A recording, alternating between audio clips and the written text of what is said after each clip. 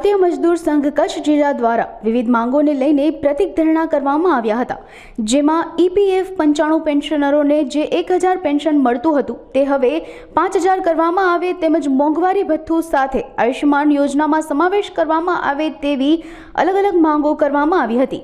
આ સાથે જ ભુજ જિલ્લા કલેક્ટર કચેરી સામે સવારના 1.5 કલાકના પ્રતિક ધરણા બાદ જિલ્લા કલેક્ટરને આવેદનપત્ર પાઠવવામાં આવ્યું હતું। મારું નામ જિગ્નેશ ગોસ્વામી છે।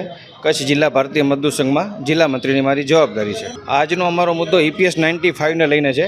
ભારતીય મજદૂર સંઘ આપણા રાષ્ટ્રીય ભારતનું સૌથી મોટું શ્રમિક સંગઠન છે, જેની રાષ્ટ્રીય કાર્ય સમિતિ હમણાં મુંબઈ ખાતે મળેલ ઓગસ્ટમાં, જેના અંદર એક નિર્ણય લેવામાં આવેલ છે કે EPS 95 હેઠળ જે લઘુત્તમ પેન્શન 1000 રૂપિયા મળે છે, જેમાં વધારો કરી અને લઘુત્તમ પેન્શન 5000 રૂપિયા પ્લસ મોંઘવારી ભથ્થું આપવામાં આવે એવી એક અમારી માંગણી છે। અને બીજી માંગણી છે કે આયુષ્યમાન ભારત જે સરકારની યોજના છે મેડિકલની, એ તમામ પેન્શનરોને એ યોજનાનો લાભ મળે।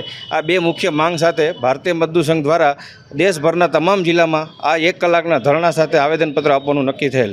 આજરોજ આ આવેદનપત્ર આપવાના કાર્યક્રમમાં અમારા કચ્છ જિલ્લા ભારતીય મજદૂર સંઘ સાથે પાણી પુરવઠા, ST વિભાગ, GMDC, Adani power, Adani port, UltraTech, cement, anganwadi અને આશા વર્કરના બહેનો જોડાયેલ છે।